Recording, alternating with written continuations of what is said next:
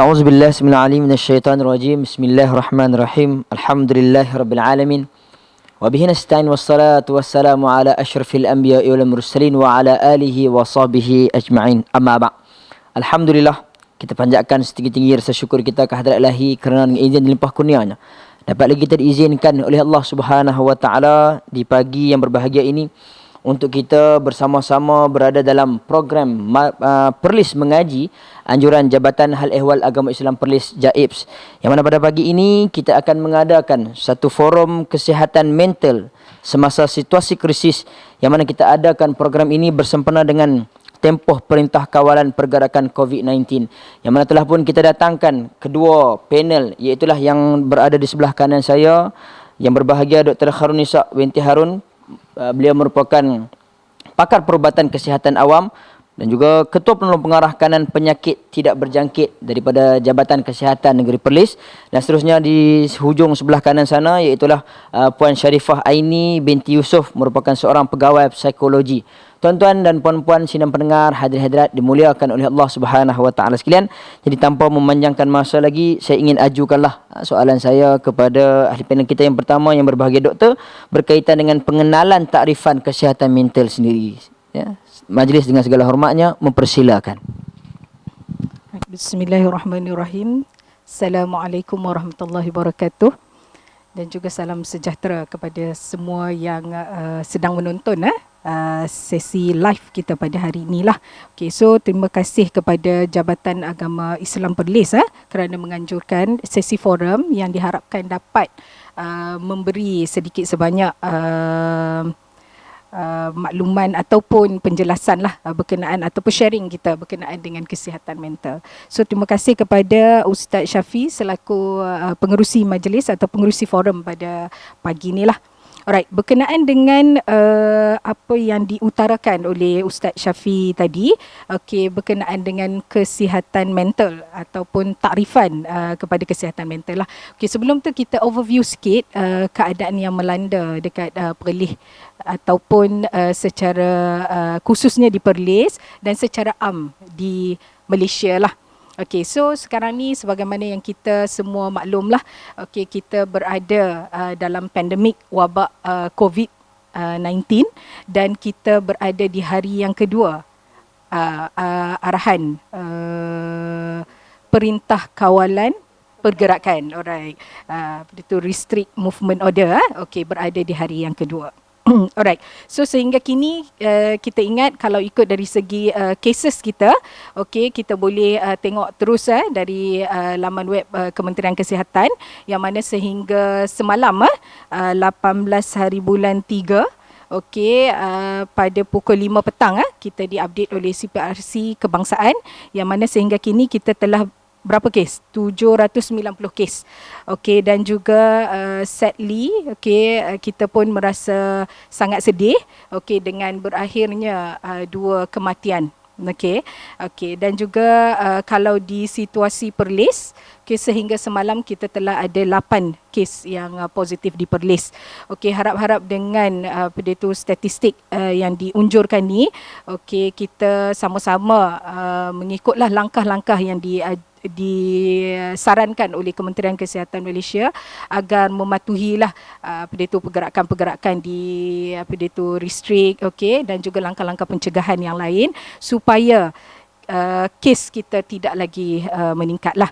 Okey, jadi berbalik kepada soalan, okey, itu Ustaz Syafi tadi, okey, kita mengambil kesempatan ni lah, okey, dalam kala kesihatan, Kementerian Kesihatan dan juga agensi-agensi lain yang terlibat, dikala kita memerangi wabak COVID dari segi fizikal, maksudnya kita tengok dari segi kes-kes yang meningkat, dari segi kita bagi rawatan secara fizikal, saringan-saringan yang dilakukan di pusat-pusat saringan, di merata-rata klinik kesihatan, okey, itu kita juga ketengahkan jugalah yang mana dari segi kesihatan mental patut juga kita jagalah. Okey, dari segi takrifan kalau kita tengok, kesihatan ni dia adalah menyeluruh. Maksudnya kalau secara umumnya dia perlu kita tengok dari segi kesihatan yang secara generalnya adalah kesihatan fizikal. Fizikal maksudnya yang kita nampak lah. kalau dalam keadaan wabak COVID sekarang ni, kalau tak sihat dari segi fizikal tu, maksudnya dia ada apa? Dia ada simptom. Contohnya sesak nafas, batuk, sesama, demam. Alright, itu adalah dari segi fizikal. Maksudnya sihat perlu dari segi yang pertamanya adalah fizikal. Yang keduanya adalah dari segi mental. Okey, jadi maksudnya mental ni adalah sebahagian dari kesihatan. Jadi dari segi kesihatan mental ni kita nampak tak? Kita tak nampak sebenarnya dari segi kesihatan mental. Tapi dia dalaman. Dia diekspreskan melalui emosi kita. Maksudnya bila kita contohnya sekarang ni yang kita kata yang terlibat secara direct dengan kes COVID, okey, yang mana kita kata melibatkan semua frontliners, okey, terutamanya di Jabatan Kesihatan Negeri, yang mana cuti pun kita tahu dibekukan, okey, yang mana semua datang bekerja secara tak langsung, kita kata dia create stres juga di kalangan kita punya petugas-petugas. Okey, jadi emosi ni adalah yang itulah perasaan sekarang ni dari segi bila penularan ada berakhir pula dengan kematian, takut, tu perasaan. Okey, jadi bila kata dah keluar restrict movement order, beli banyak-banyak, panik, itu adalah perasaan. Maksudnya kalau kesihatan dari segi yang tadi fizikal, yang mental ni pun kita kena jaga. Bukan maksudnya tak boleh ada perasaan-perasaan panik, takut, marah, bimbang, boleh ada. Tapi maksudnya dia mesti kena ada cara untuk mengatasi dia ataupun coping mechanism dia. Okey, dan yang ketiga adalah sihat dari segi fizikal dah, mental dah. Yang satu lagi adalah agak-agak apa? Social. Okey, social maksudnya dari segi hubungan lah. Okey, jadi maksudnya bila kita sihat dari segi fizikal, andai kata contoh yang kita dalam kalau kita bekerja lah, bila sihat dari segi fizikal kita boleh pergi kerja. Okey, dan juga mental kita pun okey, stable, boleh buat kerja dengan baik. Okey, dan juga secara tak langsung dengan rakan sekerja, dengan orang sekeliling, customer, klien yang hadir pun kita boleh bagi servis yang terbaik. Jadi maksudnya itulah yang dinamakan sebagai kesihatan, iaitu dia menyeluruh fizikal, mental dan juga social. Kalau kita fokus kepada kesihatan mental, sebagaimana soalan dari Ustaz Syafi tadi, selaku moderator, okey, jadi maksudnya dia tidak terhad kepada maksudnya untuk kesihatan ni, maksudnya dia campur semua. Maksudnya dia kena ada semua komponen tu, barulah kita namakan dia sebagai sihat. Dan dekat sini saya nak jelaskanlah, bila kita kata kesihatan mental tu selalu tukar ganti ataupun disalah tafsir dengan penyakit mental. Jadi dia ada dua dekat situ, kesihatan mental dan juga penyakit mental. Okey. Jadi maksudnya kalau kesihatan mental ni, orang yang sihat normal macam kita pun dia boleh ada terganggu fikiran dia. Okey. Tetapi walaupun orang yang normal, okey, terganggu fikiran dia, contoh di saat sekarang ni, okey, tapi dengan adanya coping mechanism kita boleh kerja. Ustaz Syafi boleh jadi moderator, saya boleh kongsi sikit ilmu, okey, para cameraman kita dekat sini pun boleh lagi fokus kepada kita. Okey, itu maksudnya kesihatan mental. Maksudnya dalam walaupun ada emosi terganggu, tapi disebabkan ada coping mechanism ataupun cara untuk mengatasi perasaan tersebut, jadi kita boleh berfungsi dengan baik. Okey, maksudnya keyword dia kalau kesihatan mental ni maksudnya bila dia jaga masih lagi berfungsi. Okey, berbalik kepada yang tadi, ada satu lagi komponen yang nak jelaskan dekat sini adalah penyakit mental. Okey, so kalau penyakit mental ni dibezakan dengan yang kesihatan mental tadi adalah bila terkena saja penyakit mental, dia tidak dapat berfungsi dengan baik. Okey, sebagai contoh kalau kita tengok dekat jalan, okey, yang ramainya kita tengok dalam keadaan yang contoh yang diganggu dengan suara-suara, dia akan berakhir dengan kita kata selalunya skizofrenia lah. Okey, so kalau yang orang yang terkena penyakit mental ni, contoh macam skizofrenia, okey, ataupun manic, dia akan mengganggu fungsi harian. Mungkin dia tak dapat perform, dia tak boleh nak kerja macam kita, dikala dia diganggu dengan suara-suara dekat luar tu, macam mana dia nak fokus kepada kerja yang ada. Jadi dan untuk yang penyakit mental ni dia perlukan rawatan. Jadi itulah yang membezakan kesihatan mental dan juga penyakit mental. Saya ingat untuk jawapan satu itulah bagi soalan yang pertama kita pada hari inilah. Okay, terima kasih kita ucapkan kepada yang berbahagia doktor di atas satu penerangan yang begitu baik yang kita dapat jawapan daripada kupasan sebentar tadi.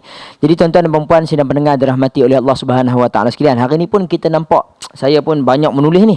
Jadi antara perkataan yang paling seronok sekali duduk dengar ni, kita kata coping mechanism lah, supaya kita boleh kontrol diri kita, supaya kita tak menjadi yang kedua, iaitu penyakit mental. Kita ni dalam kesihatan mental. Semua orang akan ada benda ni. Jadi kita nak kena jagalah coping mechanism kita. Mudah-mudahan kita tak terjerumus kepada tajuk kita yang kedua, iaitu penyakit mental. Jadi tuan-tuan dan puan-puan, hadirin-hadirat sidang pendengar dirahmati oleh Allah Subhanahu Wa Taala sekalian, saya ingin beralih kepada ahli panel kita yang kedua, iaitu yang berbahagia Puan Sharifah. Saya nak ajukan kepada Puan Sharifah berkaitan dengan apakah perasaan ataupun respon secara emosi yang mungkin berlaku dalam situasi krisis ini, dan mengapakah setiap orang mempunyai reaksi yang berbeza-beza. Maka dengan segala hormatnya majlis mempersilakan. Okay. Bismillahirrahmanirrahim. Terima kasih diucapkan pada Ustaz Syafiq selaku moderator. Alhamdulillah, bersyukur kepada Allah. Pada kita ucapkan ini jugalah pada moderator kita dengan ahli panel Dr. Khairunisa, dan kepada penonton yang live secara live di luar sana. Okey, kalau kita lihat kan, isu COVID-19 ni adalah perkara yang sangat membimbangkanlah seluruh dunia, bukan saja kita di Malaysia ataupun di Perlis. Jadi kalau kita lihat respon tu memang dia bukan kata daripada pada apa orang kata orang dewasa macam kita, tapi kanak-kanak pun turut memberikan respon. So kalau kita lihat antara respon yang utama biasanya dari segi perasaan lah, emosi, iaitu dari segi perasaan takut, rimas, bimbang, kalut, dan ada juga rasa macam macam entahlah, tak tahu apa macam macam buat, ada yang juga kadang-kadang tak peduli, tak kisahlah, lantaklah, bukan aku punya kerja. Ada juga macam tu, ada golongan yang begitu. Jadi keadaan ini dia menimbulkan banyak persoalan kepada individu lah, bukan saja kita kata kita sebagai, mungkinlah kita sebagai penjawat awam, dan juga sebagai kepada komuniti ya. Jadi kalau kita lihat kan banyak contoh-contoh berlaku. Kalau baru-baru ni baru je diwawarkan yang perintah berkurung ataupun perintah kawalan pergerakan, apa jadi? Dah ada panic buying, dah ada kebimbangan yang melampau sampai panik, ataupun sampai ada lagi yang borang rentas kan, rentas sempadan tu sampai penuh dekat balai polis, sampai macam tu sekali. Jadi polis pun tak ada. Jadi panik tu bertambah. Kalau kita tengok pelbagai reaksi lah kita nampak, dan ketara sangat ialah berlakunya keadaan yang kalut ataupun panik di kalangan masyarakat kita hari inilah. Jadi kenapa daripada soalan Ustaz Syafiq tadi kan, kenapa respon yang berbeza di kalangan dia adalah berdasarkan individu lah. Sebab kalau kita lihat individu ni mempunyai keupayaan yang berbeza, cara berfikir yang berbeza. Jadi sudah tentu dia akan menghasilkan satu respon ataupun tindakan yang berbeza. Berdasarkan ada banyak aspek lah, antaranya mungkin apa yang dihadapi. Mungkin pertama dari segi fikiran dia. Dia fikir ini benda ni bahaya ni So dari segi fikiran tu telah menghasilkan satu perasaan dan tindakan yang berbeza. Dan mungkin disebabkan juga keadaan persekitaran, seperti macam tahap kita kata keadaan situasi tu agak sukar yang yang macam nak dihadapi. Macam mana contoh kalau kata kalau yang tadi kena perintah ambil borang rentas tu, terpaksalah kan kena pergi balai polis. Takut dah, panik dah, sebab nak pergi jumpa polis lagi. Dah sebelum ni tak pernah pergi jumpa polis. Kerana kes ni pergi jumpa polis kan, berhimpun kat balai polis dan sebagainya. Jadi keadaan itu pun juga antara lain ialah mungkin pengalaman sebelum ni Mungkin kita kata individu ni dia ada mengalami pengalaman trauma ke, pengalaman yang menakutkan pada diri dia, menyebabkan dia mudah tereaksi terhadap tu, mudah tereaksi. Kalau katakan dia ada pengalaman trauma, contoh dia ada pengalaman adik keluarga meninggal disebabkan ialah kita kata seumpamalah dengan ni ya.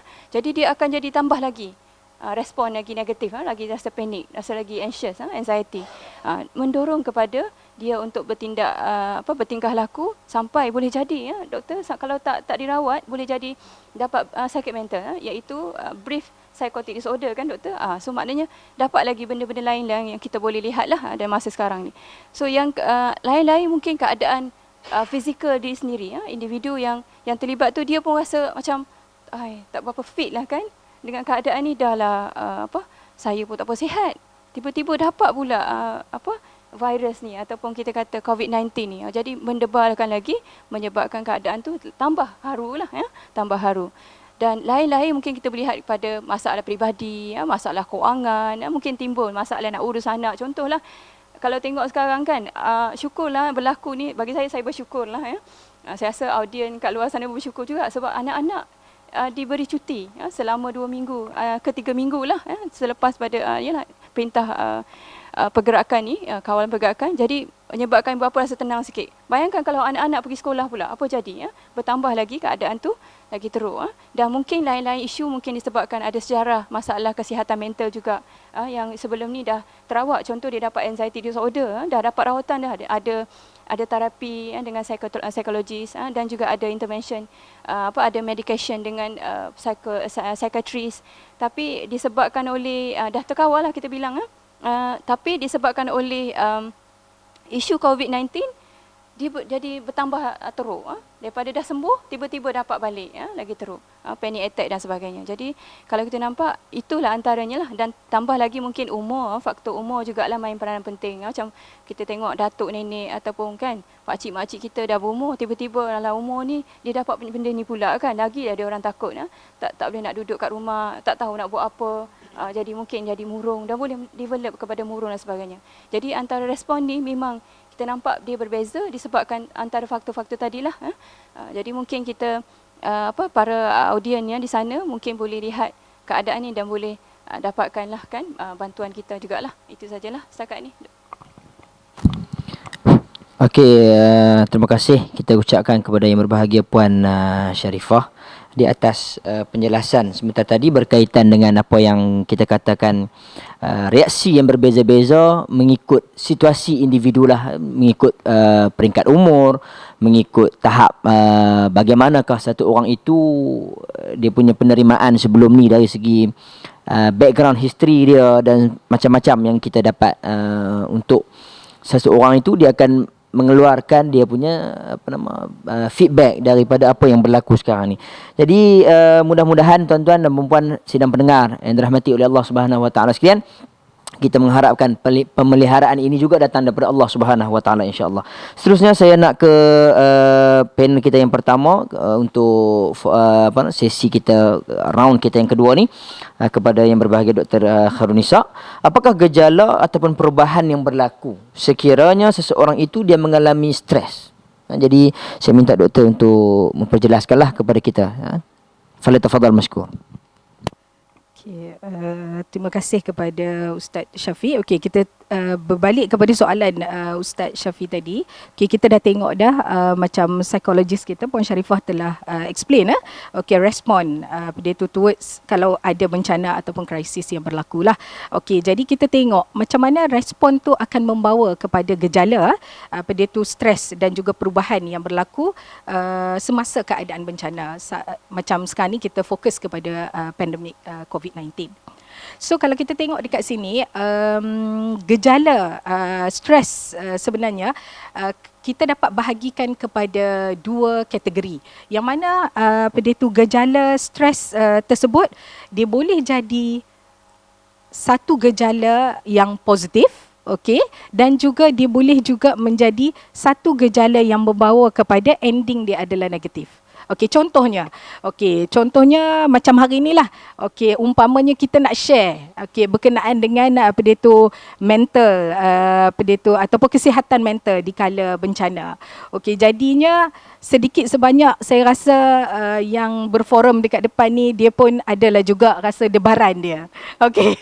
Jadi maksudnya bukan apa, debaran dari segi kita nak prepare. Okey, dalam masa yang sama, contoh apa dia tu, tim saya dan juga psikologis, kita sekarang ni ada juga bantu apa dia tu petugas-petugas kita apa dia tu di lapangan yang mana menghadapi tekanan sewaktu apa dia tu dalam membantu, kita kata melakukan saringan. Jadi maksudnya kita rasa macam banyaknya benda dalam kepala, dalam masa yang sama nak prepare pula kan.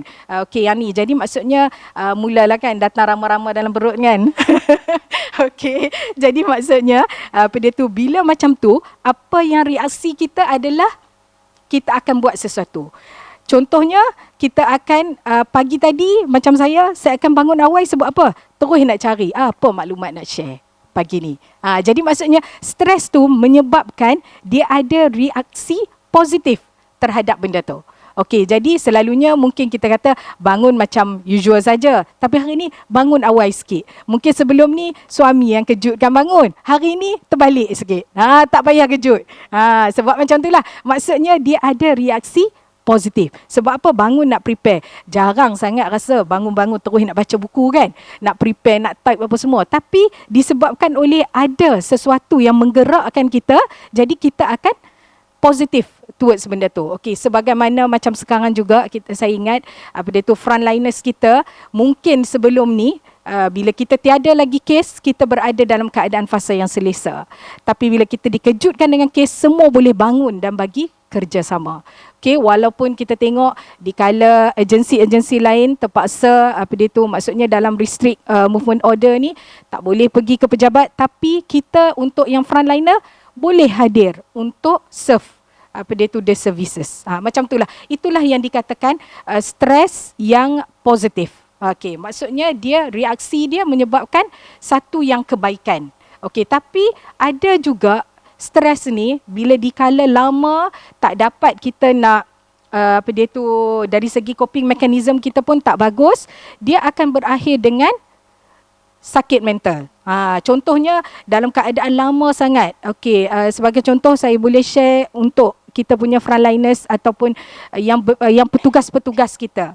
Okey, kalaulah kita biarkan dalam keadaan tak ada schedule ataupun jadual tugas, okey, apa dia tu mungkin mereka pun akan stres. Asyik mereka saja duk kena mai. Sebab dulu mungkin 8-5 saja, tapi sekarang ni kena dalam shift contohnya. Jadi asyik pagi dia, tengah hari saat lagi rehat, saat malam pula dia. Jadi maksudnya yang tu kalau dibiarkan secara lama dia akan mengundang apa dia tu stres lah. Okey, yang mungkin akan berakhir dengan yang negatif. Okey, jadi kita tengok apa yang dari segi fizikalnya tu, apa gejala-gejala yang stres ni. Okey, jadi stres ni dapat tengok dari segi gejala dia adalah dari segi fizikal, maksudnya yang kita nampak ataupun yang kita tak nampak. Okey, yang kita tak nampak tu dari segi emosi atau perasaan. So yang kita nampak kalau stres dia jadi macam mana? Kalau Ustaz Syafi dia stres jadi macam mana? Ui, ganas sangat sampai baling barang ni. Tapi Ustaz Syafi tak buat kan? Okey. Umpamanya kalau macam apa dia tu teruk sangat mungkin baling barang apa semua kan. Maksudnya dia ada reaksi yang nak marah lah maksudnya. Kita tahulah tu. Okey, jadi yang lain tu okey, ada apa lagi? Pening kepala, lepas tu malam mungkin tak boleh nak tidur.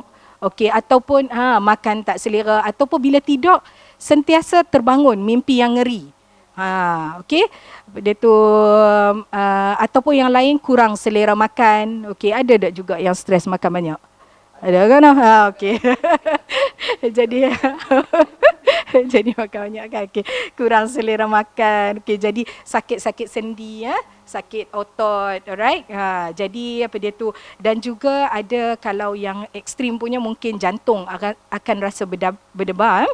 Okey, dan juga nafas menjadi laju. Okey, itu adalah antara contoh dari segi fizikal yang kita nampak kalau berada dalam keadaan yang stres. Okey, maksudnya yang tu yang jelas. Tapi ada juga yang apa dia tu dari segi gejala ni yang kita tak nampak. Yang ni agak sukar untuk kita tengok. Tapi mungkin observe tu by orang yang berada di sekeliling dia. Contoh dari segi apa dia tu kita kata tanda dari segi psikologi ataupun emosi dia tu, contoh macam mana?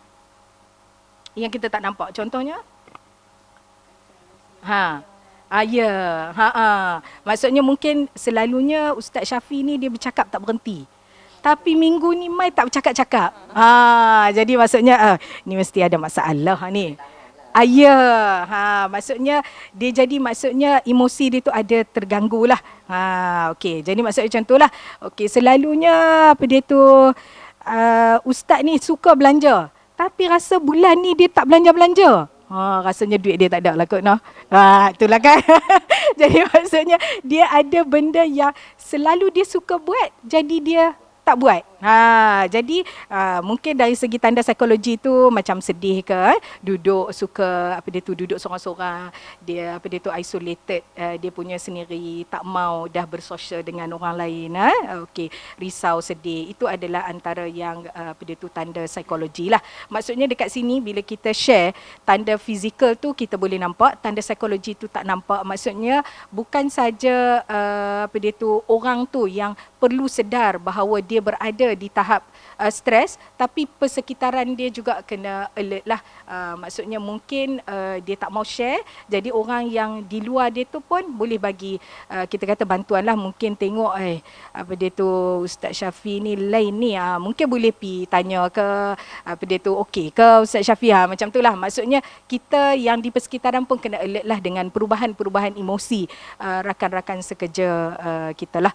Okey, itu sedikit yang saya boleh kongsikan berkenaan dengan gejala-gejala ataupun perubahan yang sering berlaku semasa keadaan bencana yang related to mental health lah.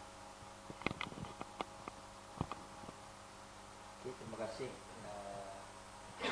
Baik, insya-Allah terima kasih kita ucapkan kepada yang berbahagia doktor di atas penerangan berkaitan dengan bagaimanakah yang kita katakan perubahan yang berlaku kepada seseorang tu. Jadi tuan-tuan, saya yakin tuan-tuan dan puan sidang pendengar yang dirahmati oleh Allah Subhanahu Wa Taala sekalian. Kadang-kadang apa yang disebutkan oleh doktor tadi, bukan kadang-kadang, memang betul pun, tetapi yang saya yakin ni kadang-kadang kita selalu perasan ataupun sedar bahawasanya berlaku perubahan ni bila sesuatu orang tu dia dah meninggal. Contohnya macam bila doktor cakap tadi, baru saya teringat, orang ni dia tak pernah bayar iuran awal, dia selalu bayar iuran lewat. Tapi untuk tahun ni dia bayar iuran setahun terus. Tengok-tengok rupanya dia nak meninggal. Itu perubahan yang saya perasan lah. Jadi orang-orang kita ni, ayah-ayah, tok-tok ni, dia selalu perasan benda tu. Dia ni sebelum mati, rupanya dia buat benda tu. Tapi sebenarnya untuk stres ni pun dia ada react dia juga. Daripada orang tu selalu bercakap, dia tak bercakap. Daripada orang tu selalu belanja, dia tak belanja. Jadi itulah tuan-tuan jawapan ringkasan yang boleh kita dapat daripada soalan kita yang ketiga berkaitan dengan gejala perubahan yang berlaku. Ada yang baik, ada yang tak baik lah. Yang baik itu macam seperti yang diterangkan oleh doktor tadi, bangun awal dan sebagainya lah. Tuan-tuan dan puan hadirin-hadirat dimuliakan oleh Allah Subhanahu Wa Taala sekalian, sidang pendengar. Kita nak beralih kepada soalan kita yang keempat, iaitu kepada Puan Sharifah berkaitan dengan bagaimanakah cara pengurusan kesihatan mental yang terbaik. Mungkin Puan boleh kongsikan kepada kita sebelum kita nak akhir kepada pusingan penutup selepas ini, insya-Allah. Falyatafaddal mashkura. Okey, terima kasih ya Ustaz Syafi. Okey, jadi kalau kita lihat kan, ialah kita dengar daripada Dr. Khairunisa tadi kan banyak tentang gejala dan sebagainya. Jadi kita dah nampak kat situ dan faham bahawa keperluan dan kepentingan pengurusan kesihatan mental lah. Jadi dari sudut pengurusan kesihatan mental kita boleh nampak di sini, ialah kalau konsep yang ringkas yang kita boleh ambil ada 3 lah ya. Bermula dengan fikiran, perasaan dan tingkah laku. So bila kita cakap mental, ada 3 perkara yang kita kata sangat penting berkenaan dengan mental kita. Apa dia? Itu pertama fikiran, kedua perasaan dan yang ketiga ialah tingkah laku. So 3 perkara ni perlu dijaga dengan rapi lah. Macam kita kata seorang perempuan kalau dia sebelum pergi kerja dia akan jaga rapi, bermula dengan pakaian dia kan, make up dia, kasut warna apa sampai macam tu, beg warna apa. Jadi sama juga dengan penjagaan kesihatan mental ataupun pengurusan kesihatan mental yang baik, kita perlu jaga 3 perkara ni, tapi bermula dengan penjagaan fikiran, fikiran dulu dan dia akan involve kepada perasaan. Okey. Apa yang kita perlu buat untuk penjagaan fikiran? Okey. Fikiran yang sihat ataupun kita kata fikiran yang positif, fikiran yang sihat ni bermula dengan apa yang kita nampak, yang ialah fikiran otak kita dia diaktifkan setelah kita melihat sesuatu dari luar menggunakan apa? Panca indera mata. dan telinga mendengar. Jadi kita absorb daripada maklumat dari luar ini dan menghasilkan satu input yang kita kata proses kognitif di situ yang akan menghasilkan satu tafsiran terhadap environment ataupun sesuatu situasi lah, terutama macam kita kata COVID-19 So bila macam tu, apa fikiran kita perlu manage dengan cara setiap apa sahaja perkara yang berlaku dalam hidup kita, macam mana kita nak bawa dia supaya dia jadi positif. Maknanya di sini kita nak bawa dia supaya dia jadi positif. Fikiran yang positif barulah menghasilkan perasaan yang positif. Dan bila perasaan positif baru menghasilkan tingkah laku yang positif. Ataupun reaksi pada fisiologi ataupun tubuh badan yang lebih positif lah. Jadi kalau kita lihat cara nak buat, okey, kalau kita orang-orang biasa ni senang je kita nak buat. Benda ni kita dah biasa buat. Contohnya kita selalu letakkan, biasa orang kampung kan biasa guna macam ni. Oh, hari ni nak hujan lah, Allah, dah jemur pakaian, habis basah pakaian. Okey, dah tak seronok nak hujan lah. Tapi ada tak alternatif lain yang kita boleh buat? Ada tak? Selain jemur di luar, ada tak boleh jemur kat dalam? Ada. So maknanya kita tak terus letakkan, habis dah, mati dah aku. Kan? Bila dah ada masalah tu, mati terus. Kita ada solution lain. Jadi kita cuba reframe, cuba positifkan keadaan tu. Ya. Kalau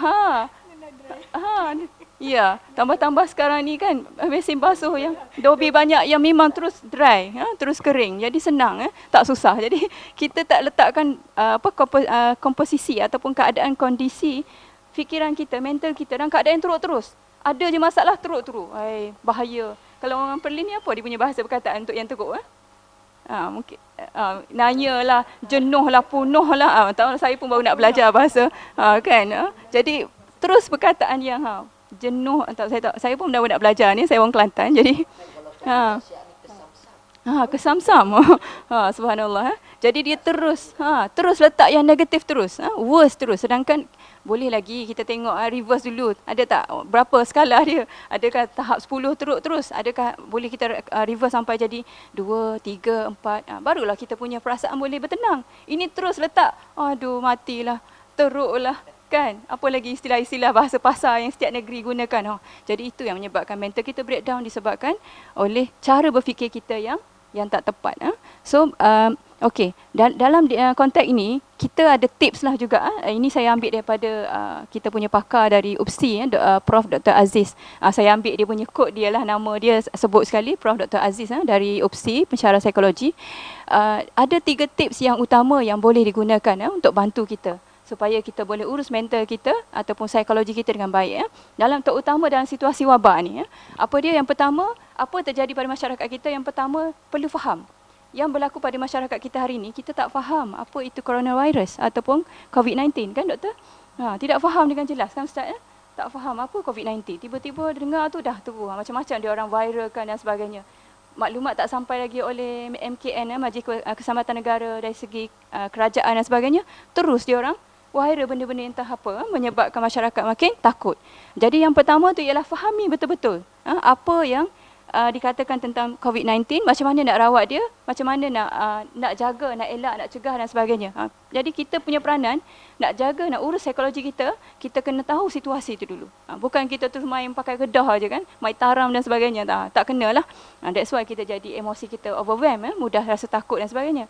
Disebabkan oleh yang pertama kita tak faham. Okey. Yang kedua apa kita boleh buat? Yang kedua, bila kita faham, kita boleh waspada. Kita boleh waspada apa yang kita boleh buat. Apa tindakan kita. Dan kat situ kita akan belajar untuk hargai diri kita. Kita sayang diri kita.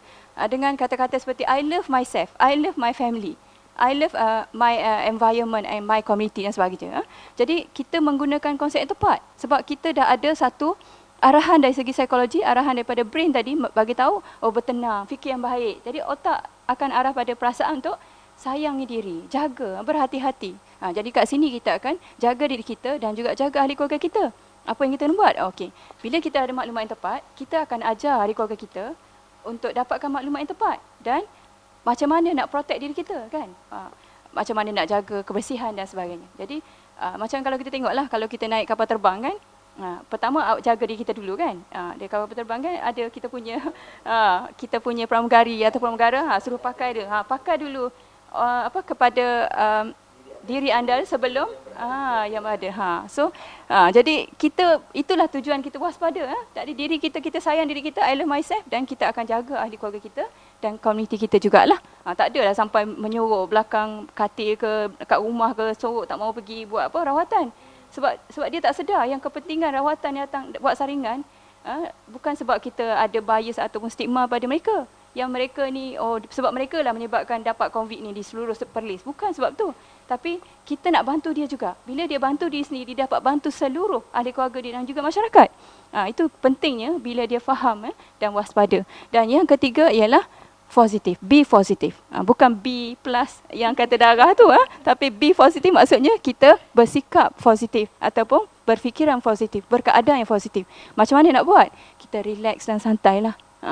Bukan kata jadi orang yang tak peduli pula. Bukan. Relax dan santai maksudnya kita bertenang. Ya, memang situasi COVID-19 ni kita kena realize pada fikiran kita, minda kita. Kena akui bahawa memang COVID-19 ni adalah benda yang serius, benda yang bahayakan. Tapi sebenarnya kita kena sedar dan fahami ataupun kita kena belajar untuk bertenang bahawa kita ada anggota kesihatan yang sangat cekap, yang sangat kan bagi komitmen yang sangat tinggi. Kita kata barisan hadapan, petugas-petugas barisan hadapan kita ni sangat main peranan yang penting dan bagi kita kata komitmen yang tinggi. Jadi kita seharusnya berterima kasih dan bersyukur. Dan kita ada juga kita kata sokongan daripada kerajaan kita untuk bagi arahan-arahan sepatutnya, termasuk arahan kawalan pergerakan pada masa yang tepat. Jadi bertenang dan relax ni boleh bagi kita lebih bertahan lama, lebih positif untuk menghadapi apa-apa risiko. Bukan sahaja COVID-19 tapi menjaga kesihatan mental kita secara keseluruhan. Sebab bila kita bertenang, tak adalah kita kan ada masalah je tu, nak terkejut ke, nak terjerit ke, nak kemarah ke. Tak ada. Kita akan, ada masalah apa? Okey, kita buat macam ni. Apa kata kita buat macam ni? Maknanya kita akan ada idea yang lebih baik. Bila kita bertenang ataupun kita posisi yang baik, keupayaan psikologi kita mampu bagi problem solving yang tepat. Cara pengurusan masalah yang tepat. Dia tak adalah haru biru, pergerakan dan sebagainya. Dan tambahan lagi, Ustaz Syafiq, saya rasa sempat lagi tambahannya. Okey, tambahannya ialah dalam masa yang sekarang ni, saya nak galakkanlah pada semua penonton-penonton kita di luar sana, terutama sekali yang secara live ni, ialah sentiasa mendapatkan maklumat yang tepat. Kata orang putih, facts minimize fears. Fakta meminimumkan ketakutan. Jadi dapatkan maklumat yang tepat daripada sumber yang tepat. Kita ada beberapa sumber yang kerajaan create, macam contoh melalui Telegram, FB, CRC. CRC ni maksudnya unit kawalan CRC. Okey, lepas tu MKN, Majlis Keselamatan Negara, dan beberapa lagi termasuklah KKM juga specifically buat untuk bantu kita dapatkan maklumat yang tepat. Tak adalah kita pergi hari-hari nak dengar dekat kan, menonton dekat tunggu nak dapat apa berita. Tak payah risau. Maknanya akan ada maklumat yang tepat. Tak payah nak dengar daripada kawan, apa jadi ni, berapa orang mati sampai macam tu duk kalut kan. Bila kita dapat maklumat yang tepat, kita akan rasa tenang. Okey, apa lagi kita boleh buat? Yang kedua, kita boleh jaga diri kita masing-masing. Ini tambahanlah, jaga diri kita masing-masing. Terutama sekali kita jaga kebersihan diri kita, kesihatan diri kita. Patut kita pergi buat rutin harian kita, enjoy diri kita lah. Patut buat rutin, tak boleh nak buat kat luar, kat rumah boleh buat. Kalau biasa jogging kat luar kan, biasa tak boleh jogging kat luar, kat dalam rumah buatlah 10 kali jalan ke, pusingan dan sebagainya. Macam-macam boleh di-create. Okey, apa lagi? Kita tarik nafas secara dalam, deep breathing exercise ataupun teknik. Itu pun salah satu cara untuk tenangkan diri kita, tarik nafas secara dalam. Okey. Lagi, makan secara sihat, tidur secara sihat. Dan yang paling penting kita bila dalam keadaan ni kita tak boleh bersendirilah. Tak boleh sendiri, kita boleh berhubung dengan ahli keluarga kita dengan cara yang betul lah, menggunakan telefon. Tak payah pergi menziarahi macam dulu. Yalah, kalau ikutkan itu yang kita galakkan kan, sunnahnya begitu. Tapi dalam keadaan COVID-19 ni, kita boleh guna handphone, kita boleh guna FB, kita boleh guna semualah media sosial yang ada, cara yang boleh bantu kita untuk merapatkan hubungan. Bukan kata sebab COVID-19, tak ada dah social distancing, tak ada sampai tak boleh dah, kerajaan tak bagi kita bergaul. Tidak, tapi ada kaedah dia yang tepat. Jadi saya rasa untuk bantu kita jaga kesihatan yang sihat, kesihatan mental yang sihat, ada banyak cara. Yang paling penting ialah kita menjaga fikiran kita dan perasaan akan sekaligus akan jadi positif, dan tingkah laku kita, tindakan kita akan jadi lebih positif. Selain itu kita sebagai Muslim ni doalah pada Allah SWT, sebab Allah yang Maha menyembuhkannya, dari dia datang dan kepada dia juga akan kembalilah segala-galanya. Jadi itu sajalah ya. Terima kasih kita ucapkan kepada ahli panel kita yang kedua, Puan Sharifah, di atas penerangan berkaitan dengan bagaimanakah cara pengurusan kesihatan mental yang baik, yang telah pun diringkaskan di sini. Ada beberapa lah, namun saya tertarik kepada 3 yang pertama tu, iaitu daripada 3 yang pertama tu saya nak ambil 1 aja, iaitu yang kedua daripada waspada tu. Yang mana dalam waspada ni ada tadi Puan Sharifah sebut kita kena love yourself dan sebagainya. Tapi saya teringat satu lagi. Macam-macam saya keluar ni.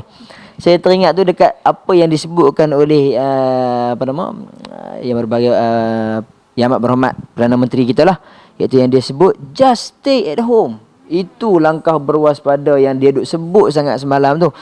Love yourself ke, love your family ke, love your wife, love your husband, semua tu penting. Tapi just stay at home tu untuk menunjukkan bahawasanya penting supaya benda ni dia tidak merebak. Tuan-tuan dan puan-puan, hadirat sidang pendengar dirahmati oleh Allah Subhanahu Wa Taala sekalian. Jadi kita nak ke pusingan yang terakhir, dan ini merupakan soalan saya yang terakhir lah kepada yang berbahagia doktor untuk pusingan yang ketiga ni. Bagaimanakah perkhidmatan yang mungkin diberikan oleh Jabatan Kesihatan Negeri dalam nak menguruskan sokongan mental ni bagi kita nak menghadapi situasi COVID-19 ni lah. Dan seterusnya selepas itu saya minta kepada Puan Sharifah sekaligus untuk membuat satu rumusan. Dipersilakan.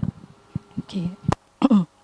So sebagaimana, terima kasih kepada Ustaz Syafiq. Okay, bagi Jabatan Kesihatan di negeri Perlis, okey, dan saya yakin ini juga adalah servis di mana-mana jabatan kesihatan di bawah Kementerian Kesihatan Malaysia, iaitu kita ada menyediakan perkhidmatan kesihatan mental dan juga sokongan psikososial, ataupun nama singkatnya adalah kod English Mental Health Psychosocial Support ataupun MHPSS team lah.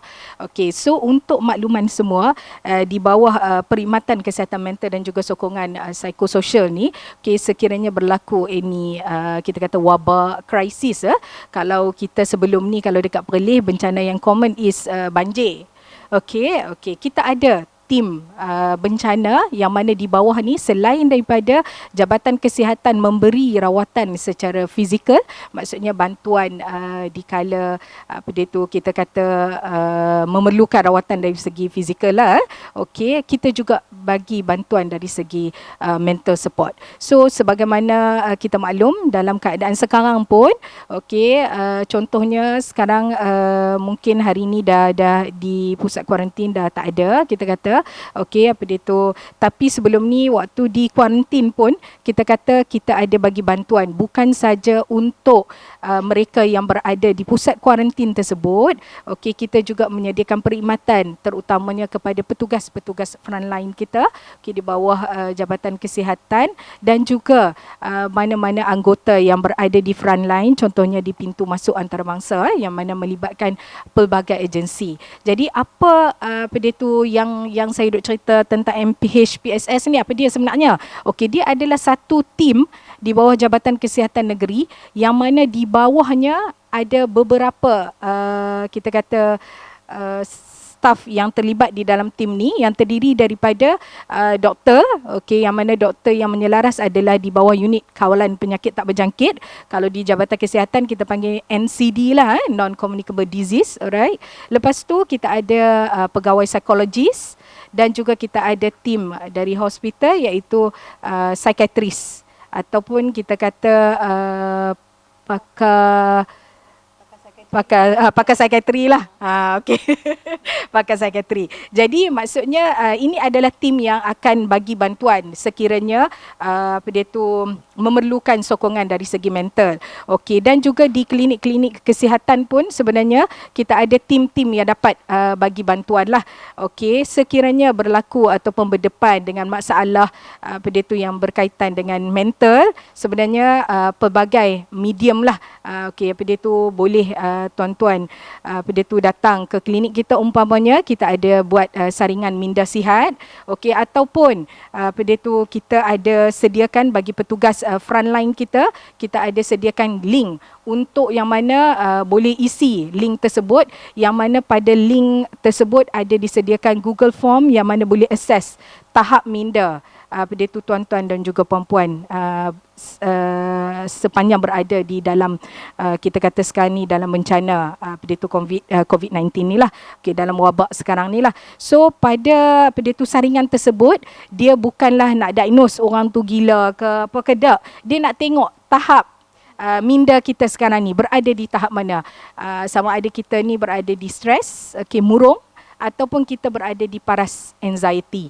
Okey, yang mana dia ada 21 soalan, okey, yang mana kita jawab, dia akan keluarkan keputusan kita. Okey, anda berada di tahap stres yang ringan, okey, sederhana ke, teruk ke, sangat teruk. Macam itulah. Dan dia akan keluar kalau siapa yang berada di petugas frontline, kita dah edarkan saringan ini secara googling, okey, boleh jawab dan boleh tengok sekarang berada di tahap mana.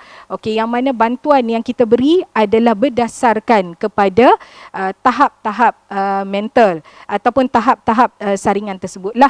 Okey, jika berada di paras yang normal sehingga ke ringan, okey, kita akan keep on giving nasihat. Okey, advice, cara mengatasi kemurungan, contohnya kita akan bekalkan dengan kit-kit yang membantu, contohnya teknik-teknik pernafasan yang bagus. Okey, lepas tu tadi pun Puan Sharifah dah share macam positif reframing words. Okey, contoh macam petugas-petugas kita walaupun rasa macam tertekan, tetapi di belakang kepala tu kena fikir, tak apa, kalau kita bantu orang lain, insya-Allah Allah akan membantu kita. Ataupun kita berada di teamwork, ataupun kita berada di front line, jangan risau, kita dah telah pakai semua kelengkapan yang apa dia tu sepatutnya mengikut apa dia tu peraturan yang diberi. Contohnya pemakaian mask, kelengkapan kalau kita tengok macam orang nak naik bulan kan, pakai-pakai. Okey, jadi insya-Allah dengan pakaian tu insya-Allah terhindar dari jangkitan COVID. Nah, itulah kita kata antara support yang kita beri dari segi psycho-education,